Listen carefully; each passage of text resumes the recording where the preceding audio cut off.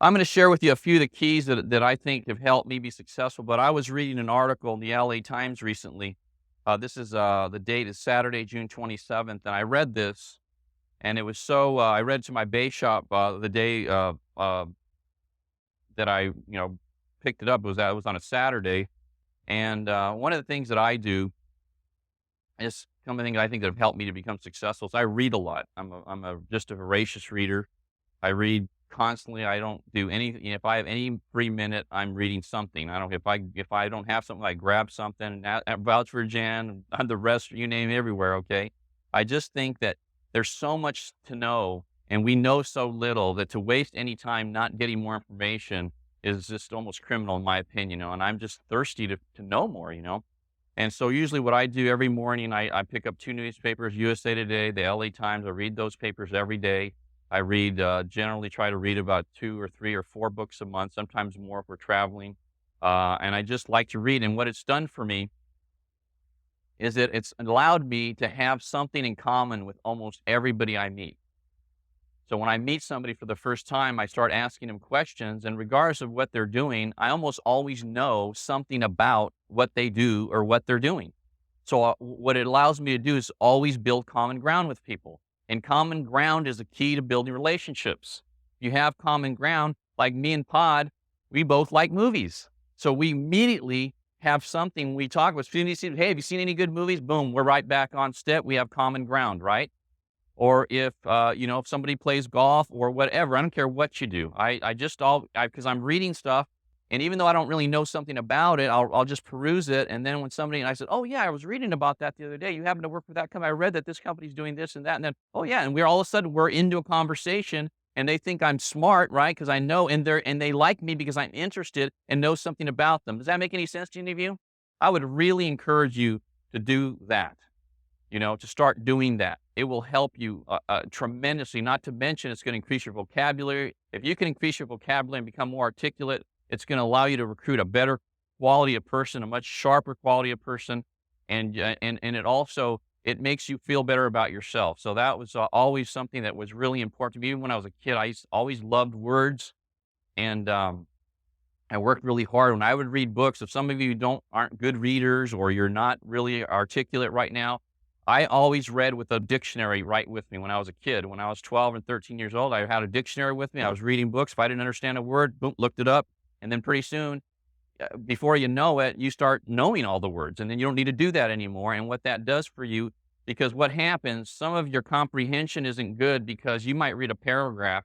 If you don't know what one word means in a paragraph, you don't know what that paragraph means. So you read stuff and you don't understand it. So a lot of the reason you're not understanding things is because you don't understand what the word means. So this is just a little tip that for me has made a humongous difference in my life and has really enriched it a lot, and allows me to be able to, if I'm sitting down with a group of CEOs, with somebody like Pete Dawkins, who was a Rhodes Scholar and very, very, very brilliant in many ways, or Sandy Weil, I feel completely comfortable in that environment. And if you sit me down with a construction worker, which is all my relatives are construction workers, I feel completely comfortable in that environment. Any place you put me, I don't have any problem being there. And any of you can do that, because I didn't grow up in that environment, but I put myself there mentally. Okay. And all of you are capable of doing that. There's not a one of you that's not capable, but you got to put the time in. All right. So anyways, just thought that might help you. This is an article called "Students Who Have Broken Through the Brick Ceiling." It's the subtitle says, "Education, here's how 4 inner city youths with inner resolve are rising above grim circumstances." It says, right, until he was 4 years old, Ricardo Blackett lived in the projects, one more unnoticed mustard seed fallen upon hard, cracked pavement of the urban poverty. His father, an auto mechanic from Barbados, was seldom around. His mother worked in a hospital kitchen, struggling to raise 7 children. Even when she managed to move her family into what she called My Shack, a tiny aging row house in Baltimore, predominantly black West Side, she made only $18,000 a year, and the area slid downhill so fast that neighbors around the corner put up signs threatening to report drug customers who parked at the curb. This month, as Blackett, 21, finishes his junior year in engineering at the University of Delaware, he depends on a strategy for survival honed by years of determination to achieve something better. Whatever the problem, his mother critically ill, His brother wrecked on cocaine. His grown sister and her children having to move in with his mother. Ricardo Blackett puts his head in his books and studies. You can't just forget about everything at home because home is still home, Blackett says, but you have to put it on the back burner until your work is done. Now, this is a 21-year-old kid.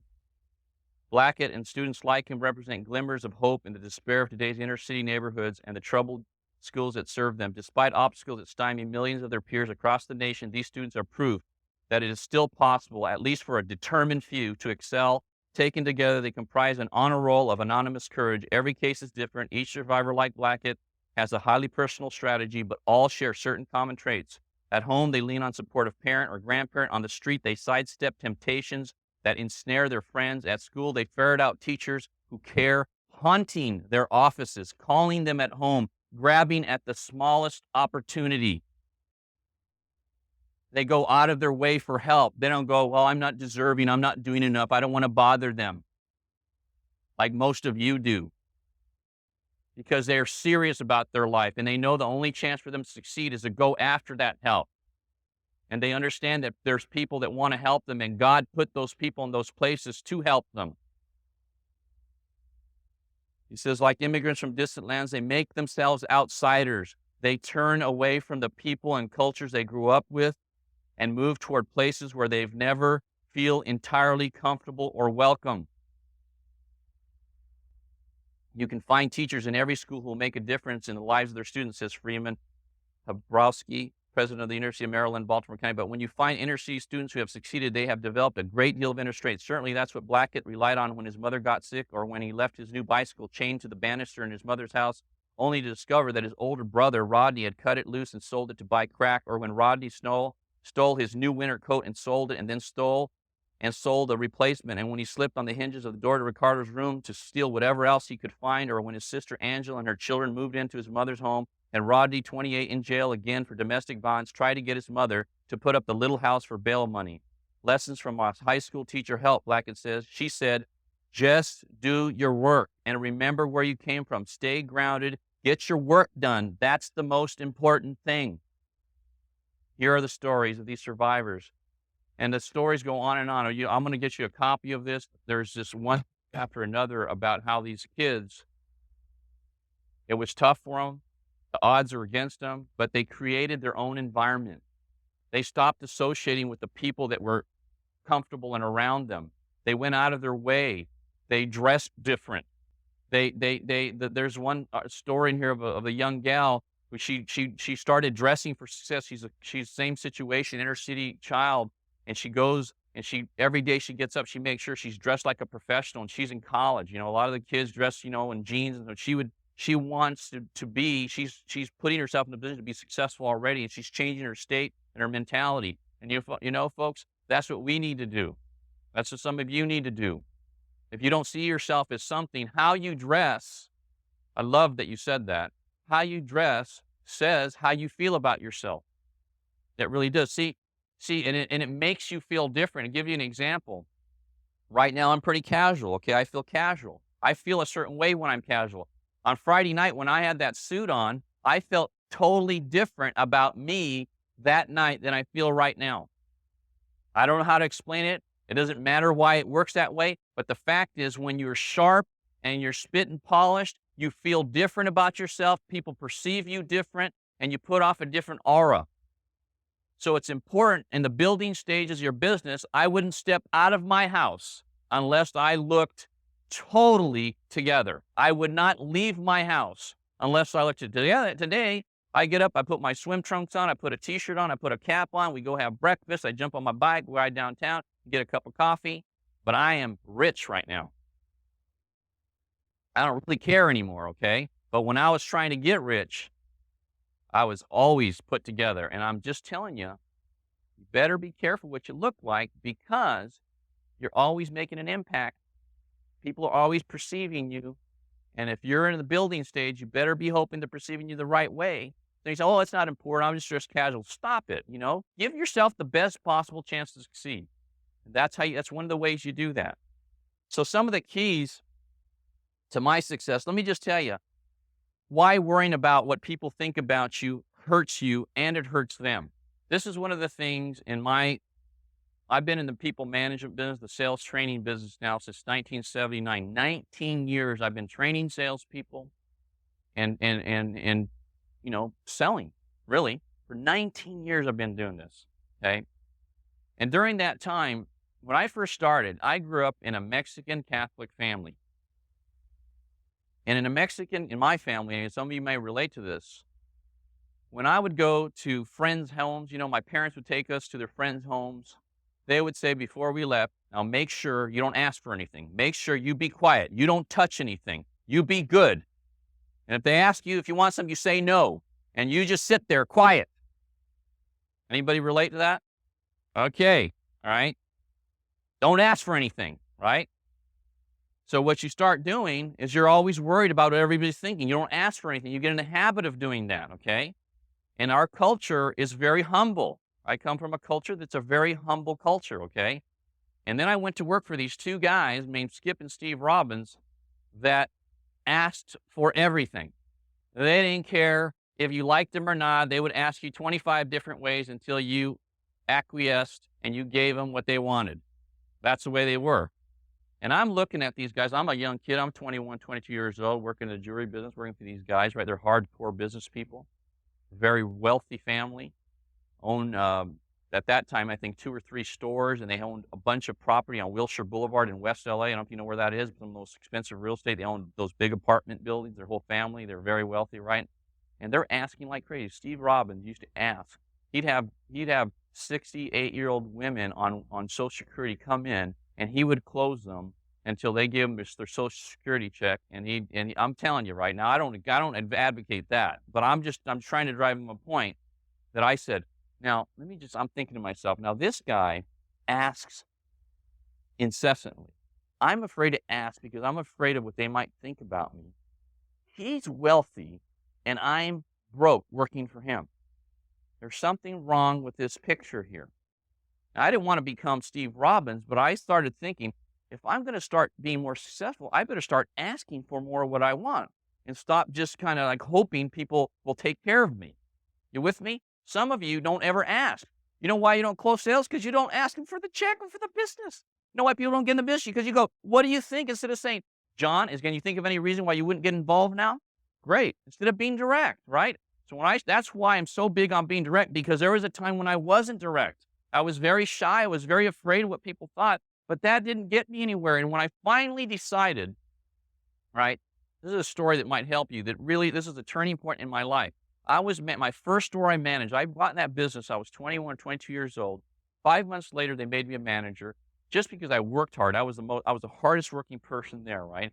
And so they made me a manager, which is kind of unusual at that age. I was running $1 million store. I was managing 35 and 40-year-olds because some of the salespeople were much older than me. I was 22. Can you imagine that, right? And I was intimidated, and I was always afraid if I told them what they needed to do and I was acting like a boss, they wouldn't like me, and then I'd have problems. And so as a result, the salespeople that worked underneath me walked all over me and kind of took advantage of me because I allowed them to, right? Because I was afraid of what they might think about me. Just like most of you are afraid right now what everybody's thinking about you. And I had an opportunity to move to another store. And Steve asked me, if you want to open the store in Riverside? And I said, yes, I'd like to, because I made a decision. I was feeling bad about myself. I was feeling like a wimp, and I didn't like me.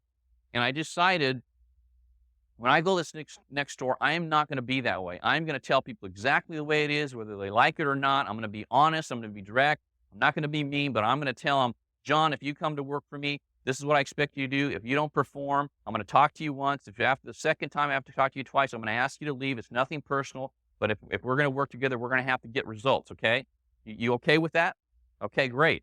And that's talk I'd have when they started, and I started doing that. And I started being direct. And I'd have the first talk. And what happened is all of a sudden my business started taking off.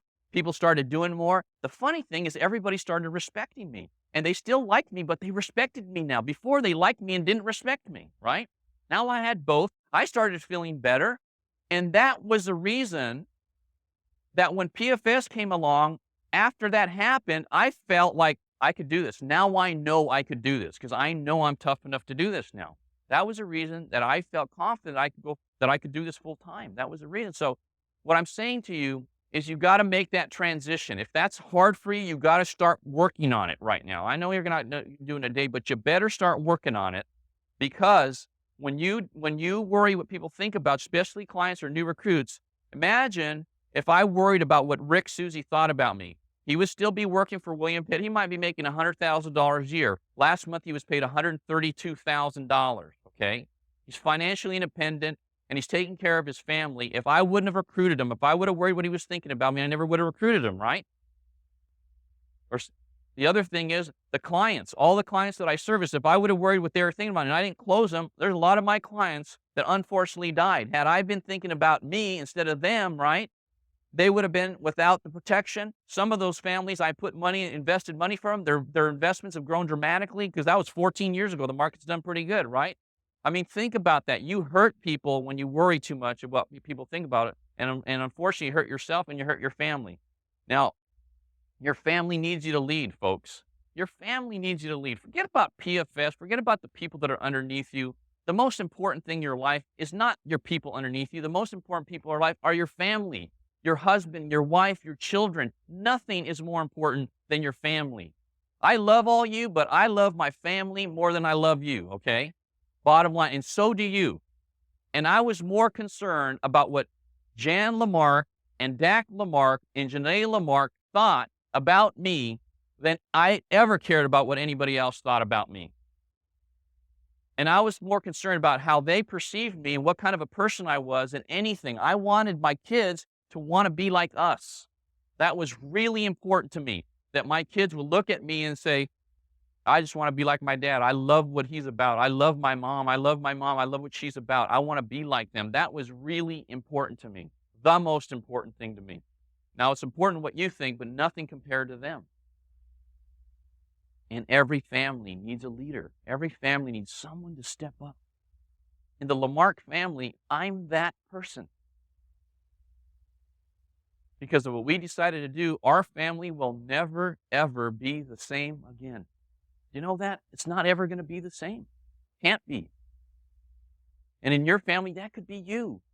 2 or 3 generations from now, our family, of course, we've got all the trust funds set up and we're doing all that financial planning, and our Kim's going to just keep on growing. And there's going to be a day when they're going to go, you know what, son? The reason where we're at is because of great grandma and grandpa Hector and Jan LaMarque. They're the reason our family is where it's at right now. They're the reason. Am I the only one that wants that? Am I the only one? And I wanted that. I want that so bad. I cannot wait for that to leave a legacy like that, to do something really great with my life. This is not about just, getting accolades. This is about really making an impact. And you could be that person. You literally, and even though you don't think it, even though you think you're a B+ student, you could be that person. You could change over the next 5 to 10 years to be whatever you decide to be. Every single last one of you. Without a doubt.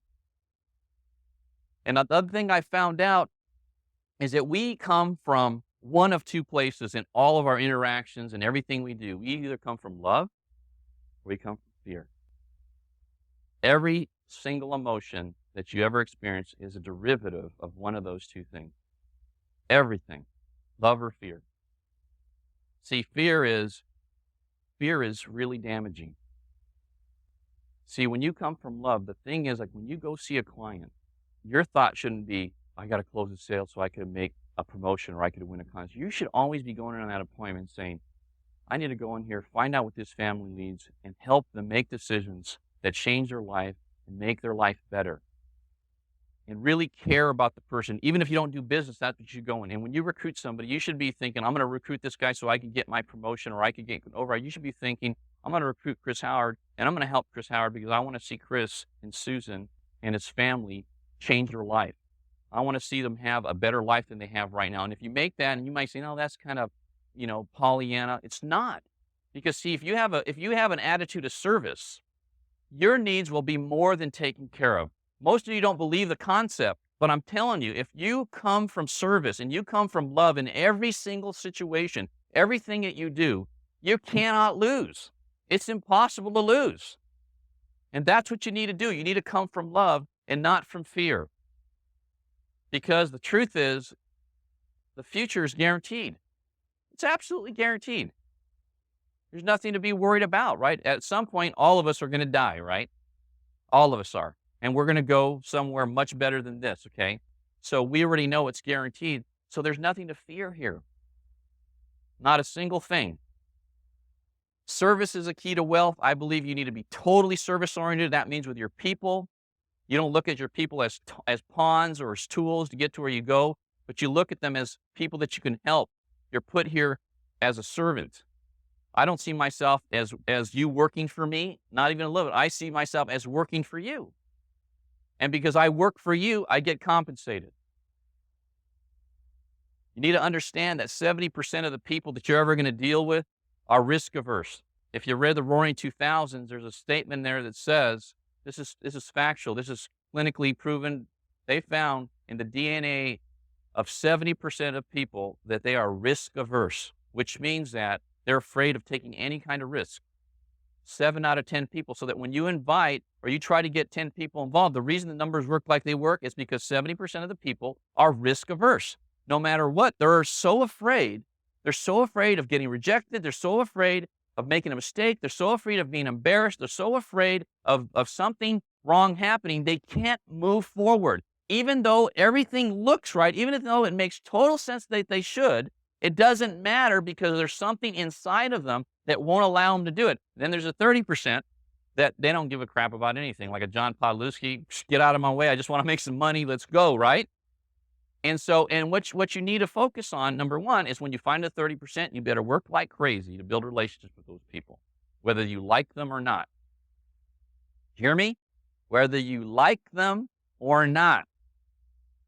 There are a lot of people that I've built relationships with over the years that I wasn't in love with, okay? I loved them, but I wasn't in love with them. They are a lot of grief, okay?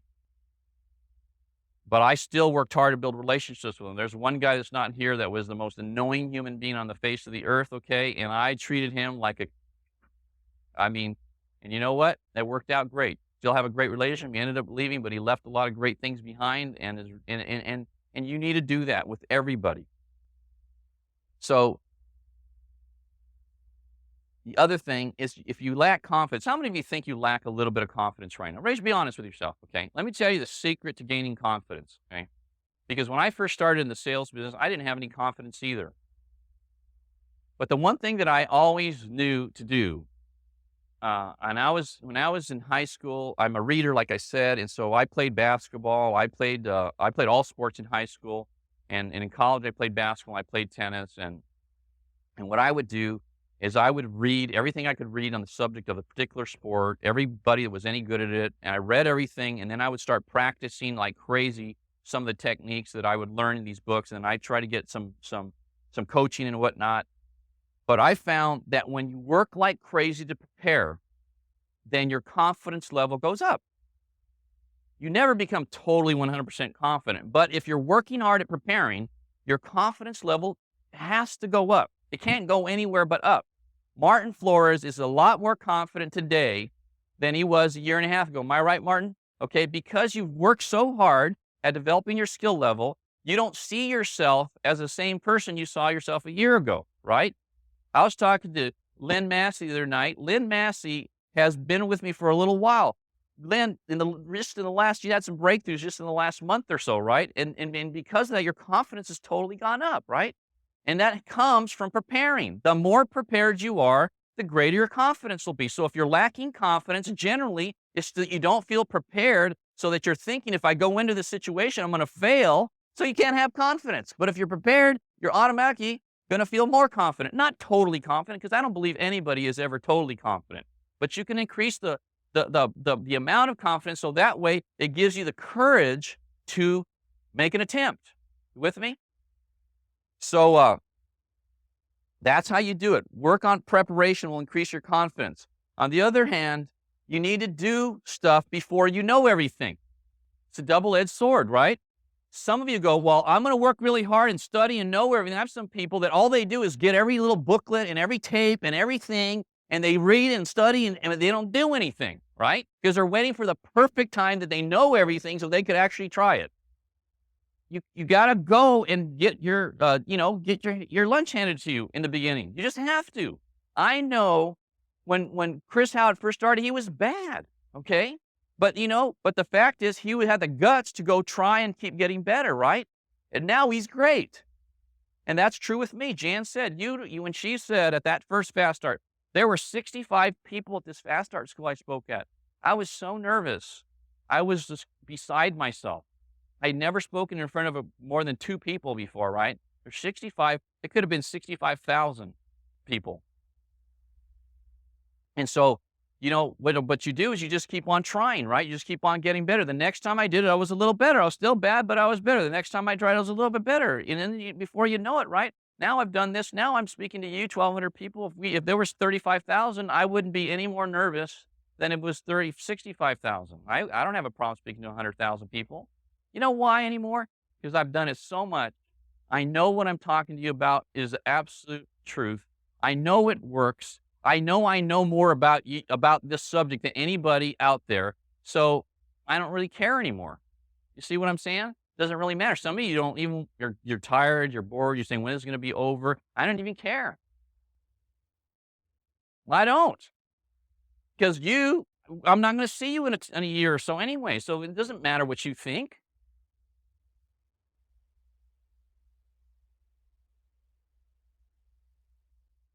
On the other hand, treat your family and spouse and kids great. Let me just tell you, I think one of the things, you can't go home and beat your wife and kick the cat and yell at your kids and then have a great business. Some of you don't treat your partner great. Some of you don't. Some of you, you're condescending to your kids sometimes. And if it doesn't apply to you, it doesn't apply to you. But you know what? The one thing I've always tried to do is I love Jan. I treat her with total respect. I always think about how she feels. Always. Everything I do, I think about how is Jan going to feel about this. Always. When I see my kids, every time I see my kids, I give them a kiss. I hug them. I tell them they're great. I tell them they're beautiful. I tell them I'm so proud of you. I write them notes. I'm always making them feel special. I work so hard at that because, number one, because they are, because we all are. And number two, because their best shot, they're going to be out in the world alone someday. And the predominant thoughts that you fill their head with is what they're going to take with them when they leave. And I want to make sure they're thinking they're unbeatable.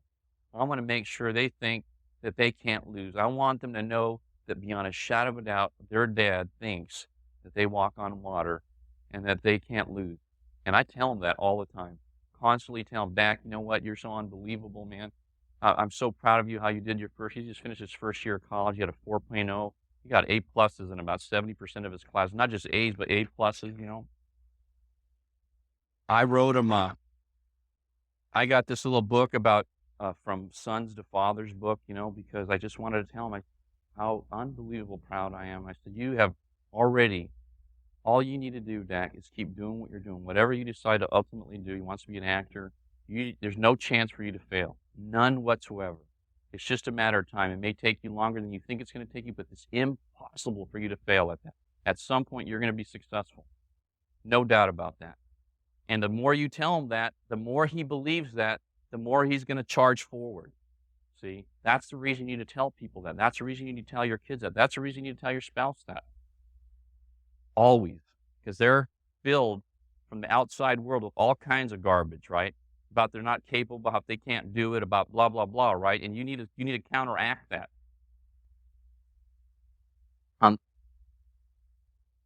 Focus on what's right, encourage weakness. One of the things that I think I've been really great at is I never tell people what's wrong with them.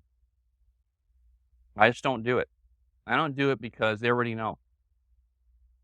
And to add to what they already know, it doesn't serve any purpose. Okay, so telling people constantly what's wrong with them, all that makes them do is want to be away from you.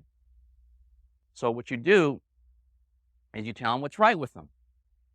Especially when you're working with your team, you say, Chris, man, I'm telling you, you're awesome. Your work ethic's unbelievable, man. If you just worked on this one part right here a little bit better, I'm telling you, it would take you over the top and you would be a superstar. You'd kill everybody, man. Because as talented, as hard a working person as you are, man, you just fix this one little thing and just improve on it a little bit. That's the only place where you're not bad, but you could just go out that, man, you'd kill them. Nobody could touch you. And you just how you deal with people. You're always telling them what's right with them. If there's something where they've got a little help, you say, look, if you just fix this a little bit, then you'd be a superstar. That would take you over the top. You're already great, though. Focus on building belief because belief drives everything. One of the great books I've read is Anthony Robbins' Awaken the Giant Within, and it's all it talks about this because every action that we take is based on our belief. We don't try things unless we believe we have a chance to be fairly successful at them. Like, think of the job you have. The job you have, if you have a job right now, you selected that job because you believe you have a reasonable shot at doing that job and getting that job. Am I right? Why, if you're at a company right now, you're doing a certain job, why didn't you apply for the CEO position? Because you didn't believe you had a shot at that position, right? That's why you didn't do it. If you would have believed you had a shot, you would have been, politicking for that position, right? So what we do is we do what we think we can do. We don't do any more. We don't attempt any more than we think we can do. So the most important thing when you're trying to get people to do more is to work on their belief level. Nothing's more important than working on people's belief level. Nothing. The most important thing. When I talk to people, that's the number one thing I focus on all the time. Right, Danny Duffy? If I meet with you, what am I talking to you about? You're incredible. You're awesome. What you've done already is unbelievable. Your work ethic's unparalleled. You're a great personal recruiter. You're only going to get better. I can't believe how good you've gotten already. The experience you've had so far is just amazing. If I would die to have 100 Danny Duffys in my business. That's how I talk to people all the time. You're special. You've got something that nobody else has. Lynn, man, your ability to put things together is just amazing. Your ability to teach, I just love it. Martin Flores, your people skills, I think you're unreal in that area. The ability to close is just, God, you're already a professional. I think you're just going to keep taking off. That's the kind of things that should just be pouring out of your mouth with everybody you meet, with your people constantly, like a broken record over and over and over and over again until they believe it. That's when your work's done. When they believe it, your work is done. That may be a year, 5, 10, 20 years. It doesn't really matter until they believe it.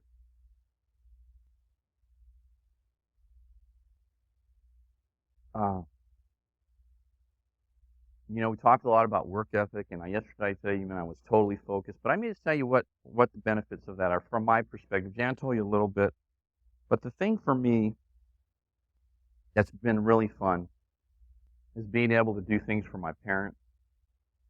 The greatest thing for me is I don't know if my parents here right now or not. Maybe they're not even left already.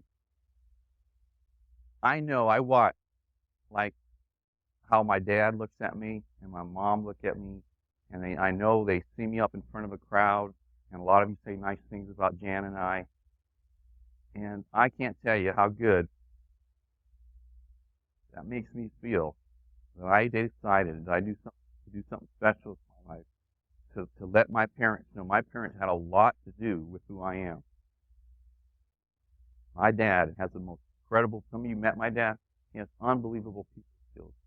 My mom is to raise 7 kids in a 1,000 square foot house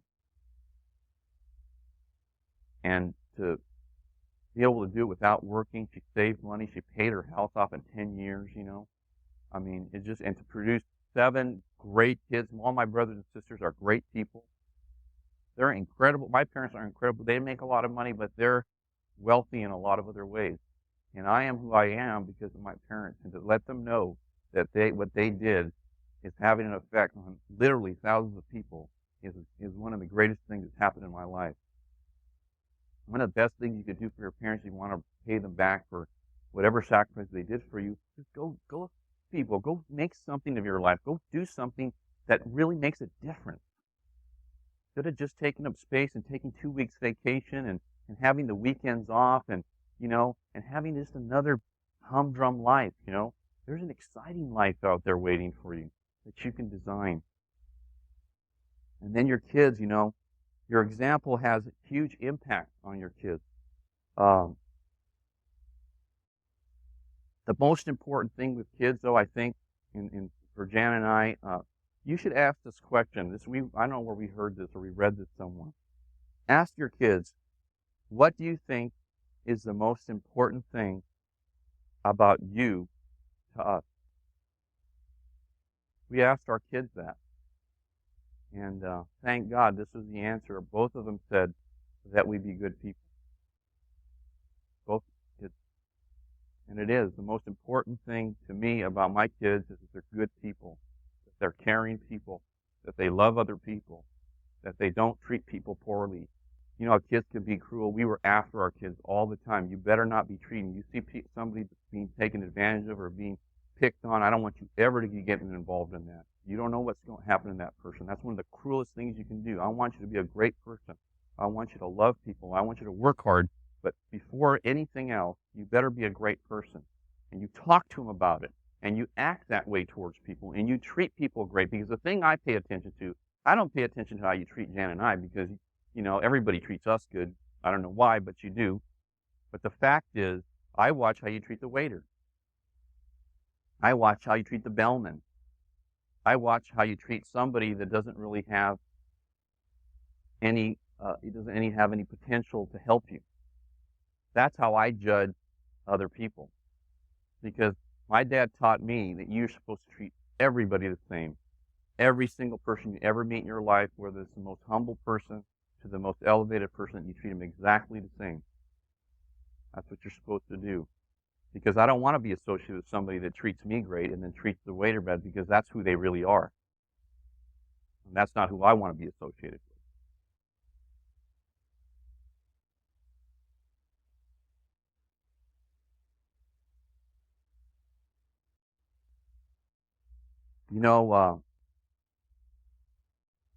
Our kids are just unreal. I mean, PFS kids are different. I mean, we say that all the time, but I am telling you, man, you meet a PFS kid, and they're night and day. I'm telling you, positiveness. They're gregarious. They're confident. They're just different. I mean, my kids are just different. I know all of your kids. I know the Howard's kids. I know they're totally different. Mel's kids. I mean, I know your kids are totally out there tearing it up. I mean, Jatinder, your son, just tore it up in school and just doing great. I mean, the Zerk's kids, I mean, these kids are just awesome, They're just unreal. They're awesome. And that goes for everybody that's been around a while. It's fantastic what you can do for them. I told Janae got, when she got accepted to Stanford, I told Janae, isn't it great that we don't have to worry about how much it costs? Isn't it great, first 2 weeks of this year, covers your 4 years of tuition at Stanford that we made. Isn't that awesome?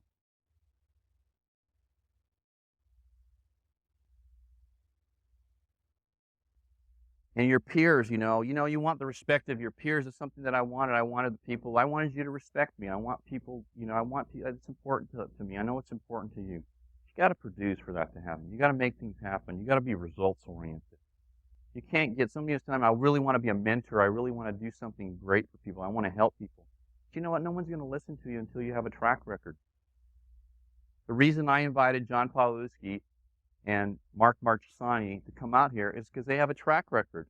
If they didn't have a track record, I wouldn't have had them come out. The reason is they wouldn't have any credibility. Even if they said exactly the same things, which are all great, right? And I'm sure they would have said exactly the same. They're close to them. If they weren't producing and getting results, they couldn't be here, not because I don't like them, but because there's no credibility. You with me? And so you guys are trying to get your people to do stuff, and you're not doing what you need to do. You're not getting results, so you don't have any credibility. The way you get credibility, Paul, is you get results. That's how you get it. There's no other way to get it.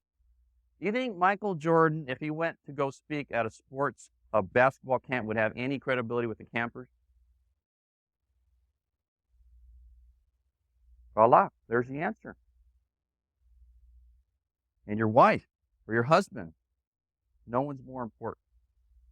See, to me, you've heard me say this before, but it's really true. I used to think about this. I didn't want Jan to wake up one morning and roll over and look at me and go, what did I do? I mean, one of the main reason for me to work like a crazy man and make this happen is I wanted her to roll over and go, "Thank you for putting this man in my life, you know. He's perfect for me. Exactly what I wanted." See, that was important to me. I don't know if any of you feel that way, but you know what? You gotta make things happen. And that's not the money, it's how you treat them, it's how you care about them, it's how you love them, it's how you are with them, you know?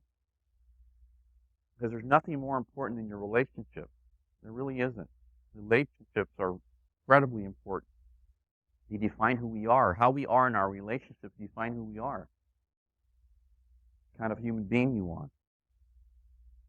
And the lifestyle.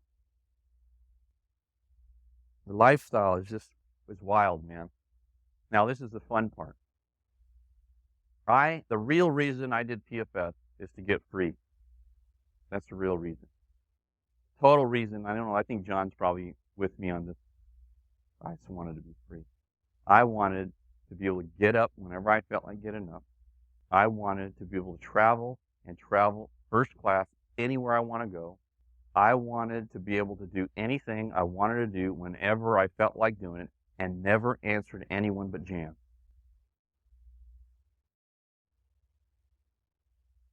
That's what I wanted.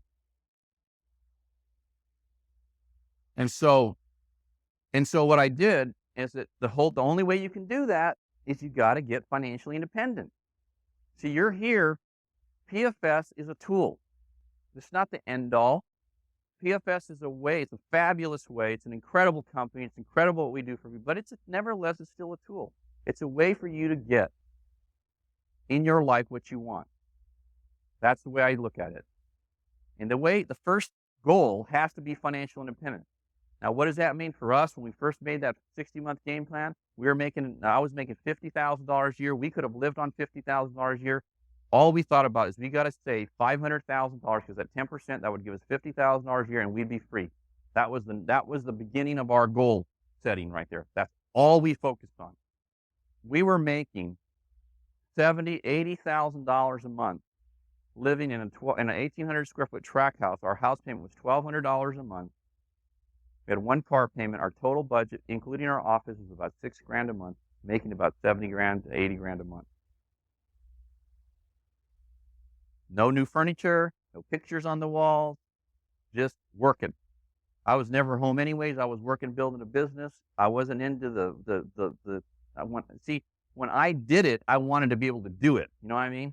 I didn't want to do it and then half butt it and not be able to decorate my house and not be able to do all the things. I wanted to do it right? So when we bought this last house right here, my house just got appraised. It's between $4.5 and $5 million what my house is worth right now. We paid for it as we built it. Just out of our cash flow. We paid the builder for whatever it cost that month. And we saved a lot of money in addition to doing that at the same time.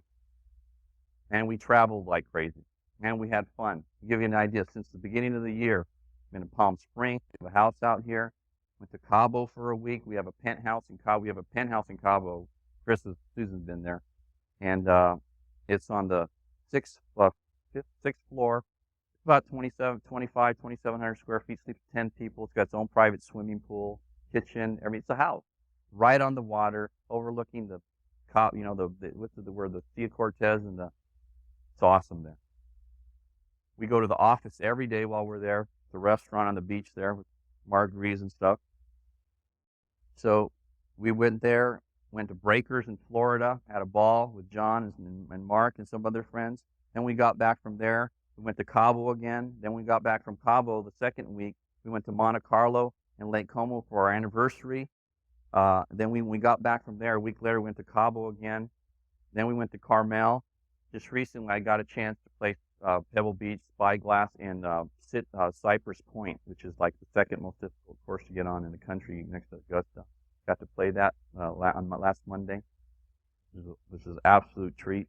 We're playing right behind, Oh, we went to Hawaii, too. I forgot about Hawaii. We went to Hawaii, too, in between that. And I played right behind John Madden and Troy Aikman and Novacek were playing right in the group right in front of us. A chance to meet them.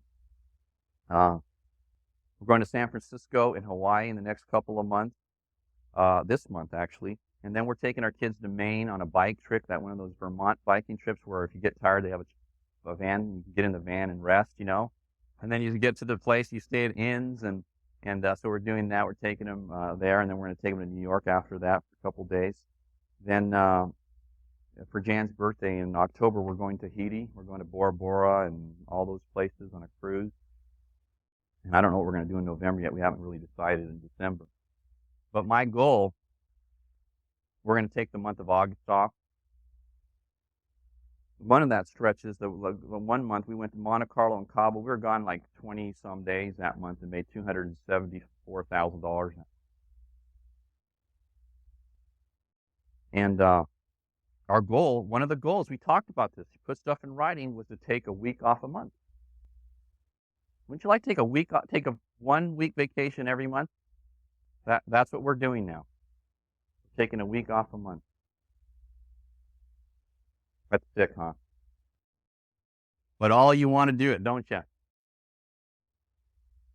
Yeah, you do. And when I get up every morning, this is our typical day when we're home. We get up, go have coffee, go downtown, come back, we work out, make some phone calls, get ready, make some more phone calls usually. Sometimes we just go do something, go shopping, figure out where we're going to go for dinner,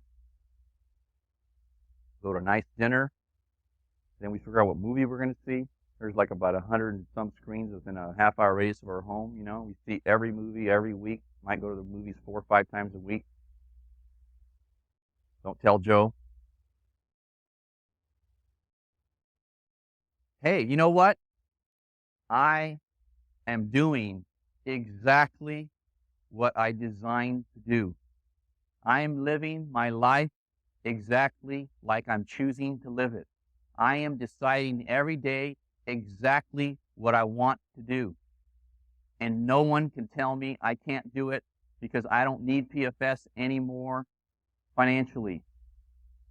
I do it because I enjoy it and I love it. And that's what we're trying to do, is get you to see that you can do the same thing. That's what this whole thing's about. That life is not just for Hector and Jan LaMarque and Dak and Janae LaMarque. It's not a life for just a few people. It's a life for anybody that chooses it, that makes the choices of all the things you saw today, not for a chosen few. Every single last one of you, whether you believe it or not, can have that life. It might take you 5 more years or 10 more years or 15 more years. I don't know. It's how you choose to spend your time during that time. It's how you choose. See, because tomorrow you have a choice. Today you have a choice. You can leave here. You can say, oh, I'm so tired from this weekend. It was so great. I'm just going to go home and go to sleep. Or you could choose to, on your way home, get on a phone, start making calls, calling your chicken list, right? And then and when you get home, get an emergency meeting together with the people that weren't here, and get a phone calling blitz and start making some things happen, and then make sure that you get on the phone and you get on Tuesday night, your op meeting, you have 10 or 15 people show up instead of the one or none you've been having show up. You can make the choice to do that, or you can choose to say, I'm going to think about this a week. I'm going to wait till I get the CD-ROM, and I'm going to wait till I get all this stuff, and then I'm going to study it, and then once I study it, I'm going to really get it down, and then I'm going to make the calls, and then I'm going to start recruiting. Or you can choose to do that, or you can choose to get busy now. You can choose to start facing your fears, or you can choose to keep procrastinating. You can choose to master every part of the business, or you can choose to keep saying, I don't understand it. But don't you ever kid yourself that you're not choosing your life. Your life is exactly the sum total of every choice you've made to date. And you are in complete and total control of that life. No one else chooses but you. God doesn't choose. He gives you choice. He gives you free will. That's what he does. He lets you choose. That's the gift he gives you. God's will is what you choose. So what are you going to choose? Folks, if you don't think he's been talking to you this weekend, you're just not listening. You're just not listening. And we're going to end right now. Are we ready for that?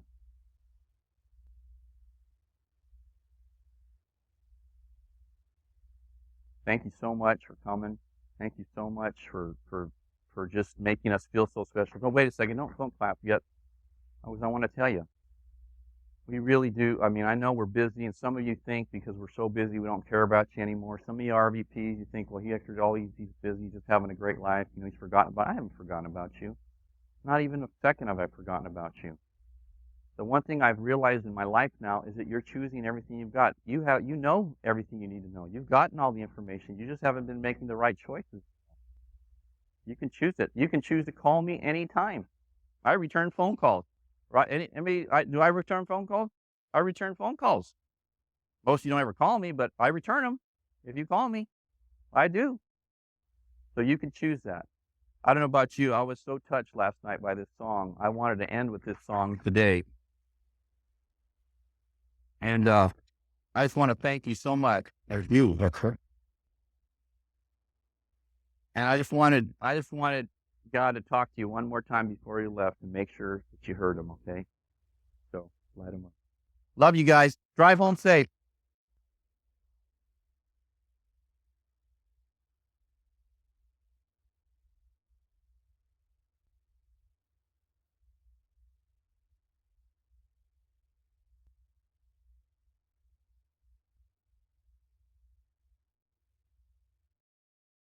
Hasn't this weekend been wonderful? Awesome, awesome, as they say. And I'm just privileged to be a part. And I just must tell this little story before I begin. I sent a tape last year to Hector because the Lord told me that this song describes all of us. If ever there was a song that describes Hector and George Verdugo and all of us, it's this song that simply says, we're ordinary people. I mean, think of it.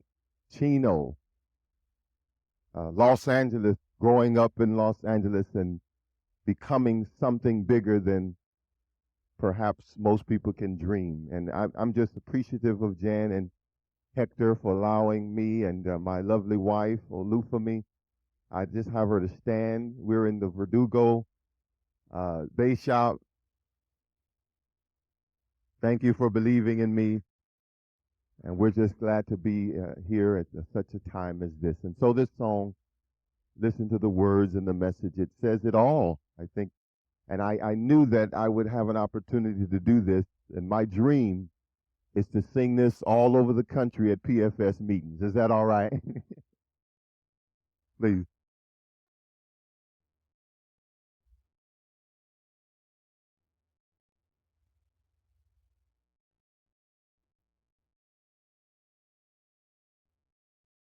Just ordinary people.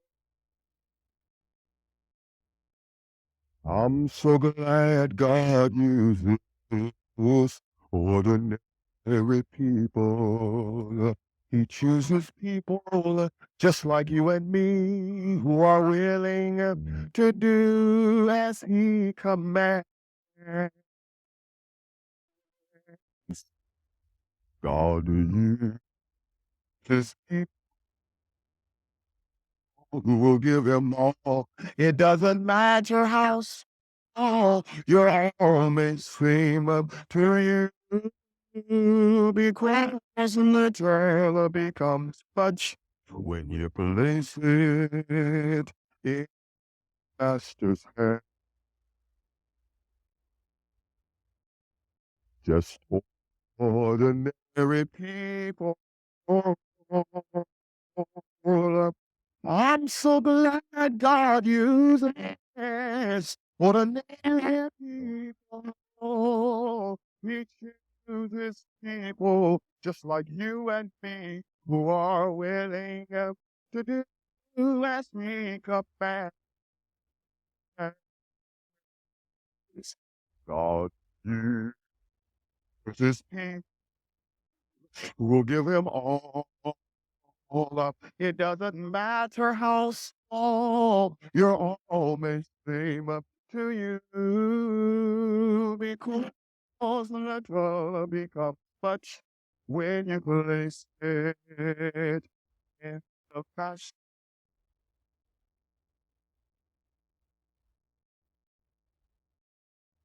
Just like that little lad who gave Jesus all he had, and the multitude was fed with the fish and the loaves of bread.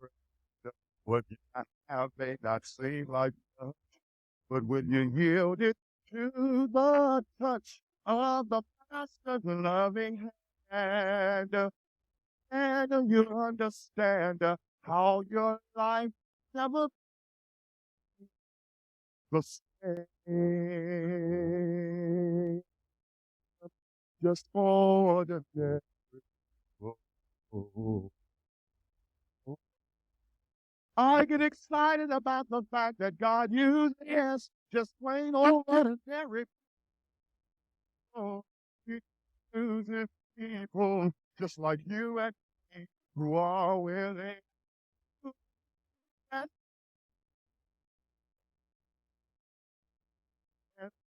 by,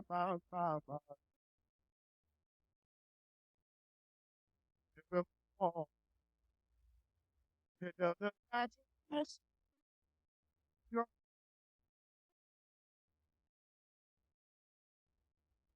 personal role.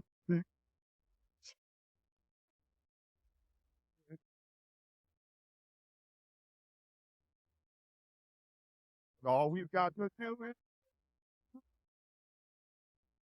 control of it. But when you get right in the master's hand.